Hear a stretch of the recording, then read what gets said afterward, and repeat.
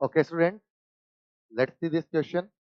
इस क्वेश्चन को अगर हम लोग देखें तो बेसिकली हमसे यहाँ पर बोला गया है to wires of same diameter मतलब कि R1 is equal to R2 हमें सिंपली दिया हुआ है। सेम मटेरियल मतलब दोनों के Young modulus is are same, having length L, L1 की वैल्यू यहाँ पर L है और L2 की वैल्यू यहाँ पर 2L है। यहाँ पर the same force F is applied on both the wires. Find the ratio of work done in both the wires will be. Again, the concept we will use here is the elastic potential energy per unit volume, which is nothing but half into stress into strain. अगर हम लोग यहाँ पर लिखें जो हमें work done होगा, वास्तविकता में वही वर्क डन इस पोटेंशियल एनर्जी की फॉर्म में स्टोर हो जाएगा।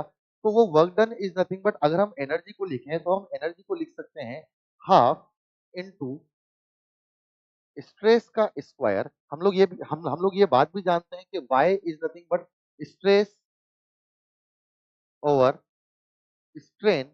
अगर मैं इस कंसेप्ट को यहाँ पर यूज करूं तो मैं लिखूंगा half into stress square upon y into volume. Clear है? ठीक है, हमसे पूछा है कि दोनों का वर्क डन का रेशियो बताइए, तो हम दोनों के अंदर एनर्जी का रेशियो यहाँ पर लिख लेते हैं। अगर हम लोग पहले वाले के लिए जो एनर्जी है उसको इवन लिखें तो हम लिखेंगे हाफ इनटू स्ट्रेस का स्क्वायर। स्ट्रेस का स्क्वायर मतलब कि फोर्स अपॉन एरिया। फोर्स है एफ, एरिया है pi R one square.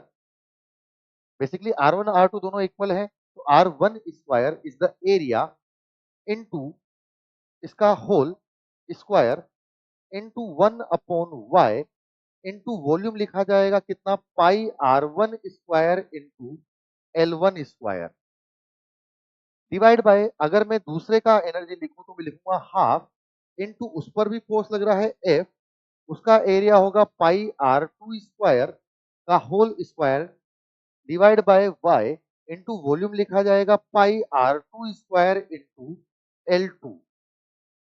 It is not square over here. अगर हम लोग इन दोनों को डिवाइड कर दें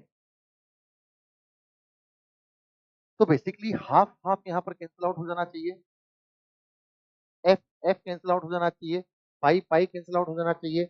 अभी देखते हैं, हमसे बोला है y1 y2 भी इक्वल है और r1 r2 भी इक्वल है, मतलब ये पूरा टर्म कैंसिल आउट हो जाएगा, y भी कैंसिल आउट हो जाएगा, ये पूरा टर्म भी कैंसिल आउट हो जाएगा। मतलब basically the ratio of E1 ratio E2 is nothing but L1 ratio L2, और L1 रेशियो L2, L1 को हमने L बोला और L2 को हमने बोला 2L। So the ratio of E1 ratio E2 is basically 1 ratio 2 यहाँ पर हमारा आना चाहिए, which is basically option number A.